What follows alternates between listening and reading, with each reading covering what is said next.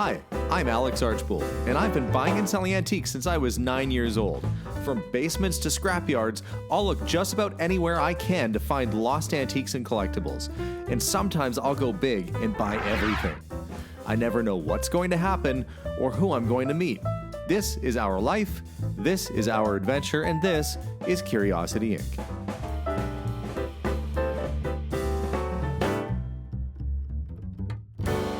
Well, good morning, everybody, and welcome to today's episode. I am headed out of town this morning. Gosh, the sun is like right in my eyes today. I'm headed out this morning out of town, and we're going to meet with a couple who have a very full property, I'm told, that needs to be cleared out. Now, normally I don't like to be involved if the people who have filled it to that state are still involved in the property, because it can be pretty emotional for them to let stuff go. But in this case, they really said they need their house back. They got to figure things out. They're not doing well. So we're going to go out and chat with them and see what we can do to help out.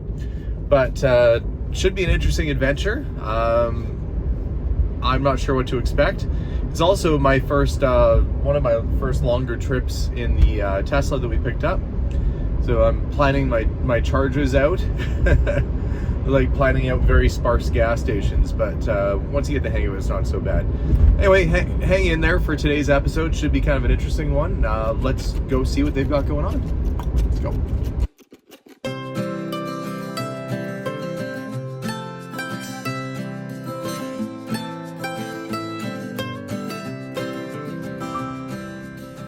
Now, I know I'm supposed to be meeting some folks, but on the way, I came across what looks like a dune buggy project sitting in somebody's yard.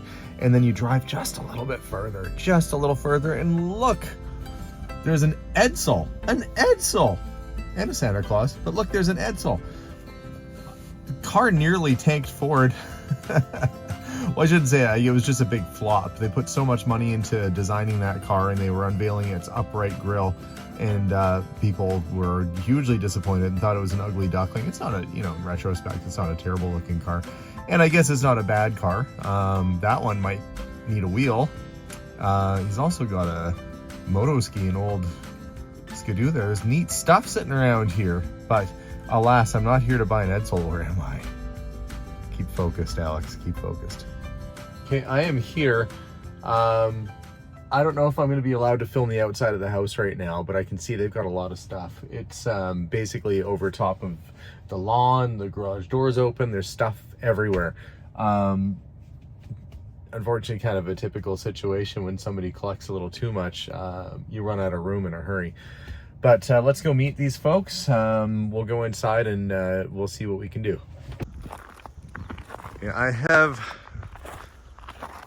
been given access to, they own a property across the street. I just did a tour inside their place, and they said, go and check out what we have in the yard.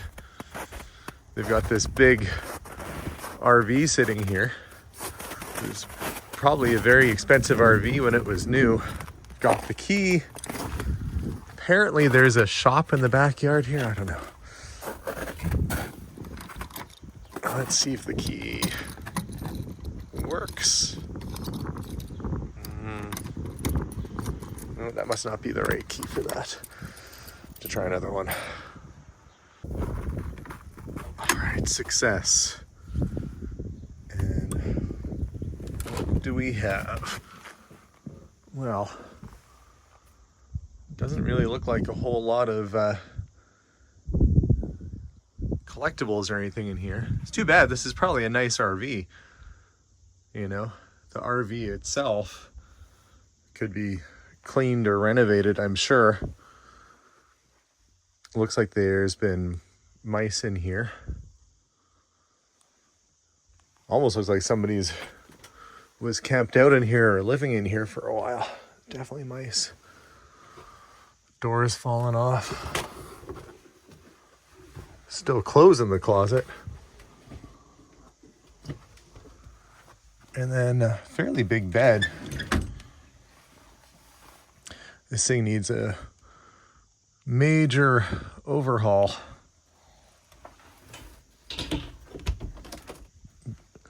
Yuck. Well, I mean, there was no expectation that this was going to be a mint RV, but I don't really see any collectibles inside here that are worth saving. But you know, the RV itself would have some value to somebody. I'm going to step down, lock this back up. We'll see if we can go inside the house. All right, there is no actual path to get to the front door. It's pretty snowed in, but I'm told the door should be unlocked. Hopefully they don't have a whole bunch of pit bulls or anything in here. Yeah, the door is actually just open. Okay.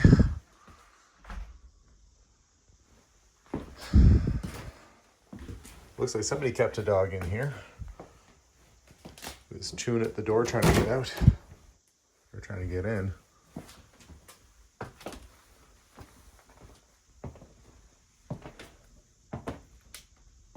Couches. Random, is that actual stone? No. I was gonna say it looked like a stone table.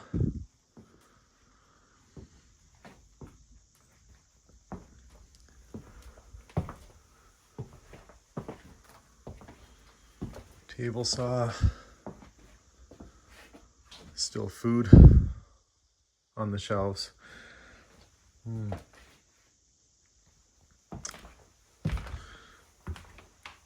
Well, I am not seeing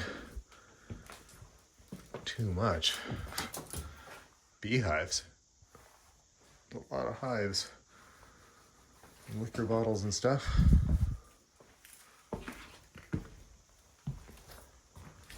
Okay.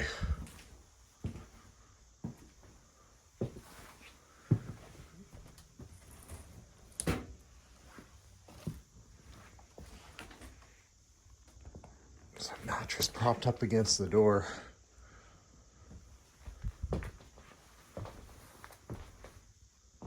One random hockey card. Just a bunch of junk, more or less. Okay, wasn't much going on inside that house, so I've come to the backyard. Which, if I can get back there. It's snowed in. Might have to go around the alleyway. We'll see. Made my way into the backyard. And there's a very snowed open door. Somebody has smashed the glass out here. Well, see what looks like a 1970s kind of coffee table. There's definitely a lot of stuff in here.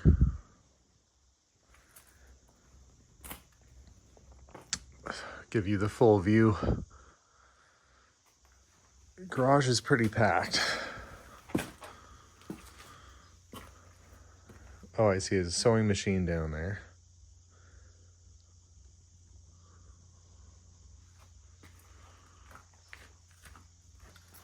What was sort of a retro looking clock.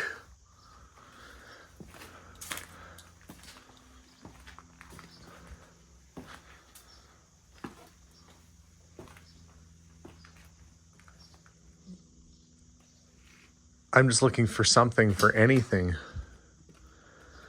Telephone insulators. There was once a time when those were collectible. There's probably still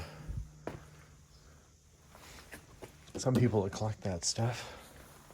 Little figurines and stuff. Well, that's kind of neat. See if I can get over to it. It's like a built-in barrister's bookcase. It probably would have been... Ooh, well, that just flung right open. Good golly. It looks like it was built into a business at one point. And this is what you'd put your legal books and documents in. I'm trying to be somewhat careful here because there's so much stuff that's broken on the floor. I don't want to cause any more damage. This legal bookcase is kind of cool, but again, it was built in, so it means the sides of it are unfinished. So that's really meant to go inside of a built-in wall or something like a nicer home or office would have had. That's about the best thing in here that I've seen so far. And I'm kind of an optimist. I'm always open to trying to find treasure where treasure is sparse. But in this scenario, I'm not sure there's going to be too much. Huckleberry Finn, Mark Twain, Lassie. So some older books. Cooler over there. Gosh, I'm always afraid to open up coolers because there might be a chance that there's still food in there from the 70s or something. You never know. There is a Makita drill, or at least a case for one. Hey, the original box for the Liberty Bell. The Americans were wondering where the box went for the Liberty Bell. There it is right there. All right. So, a couple pieces of stereo equipment and stuff. Overall, I'm just not seeing what I need to see. I'll close the door and I'll head back over.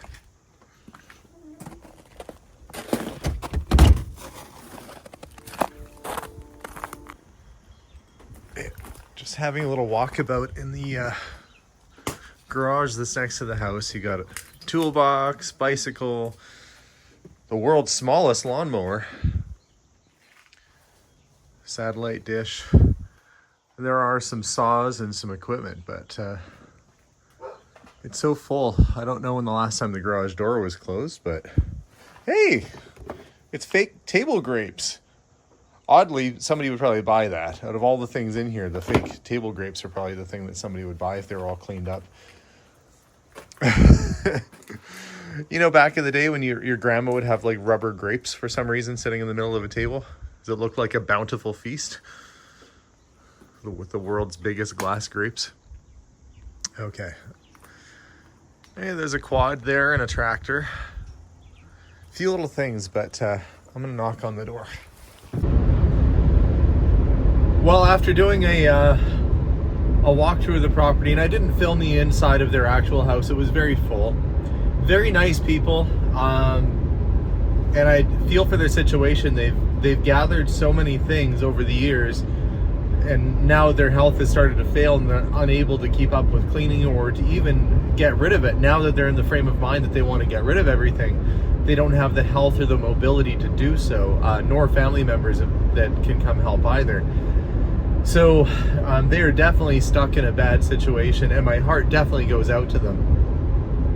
There's absolutely, in my opinion, there would be no money to be made from a business side of things, from the business if I'm going to give the money for their stuff. There wasn't anything I could buy, sadly. The couple pieces that were there wouldn't be worth the effort or the fuel to go and pick up.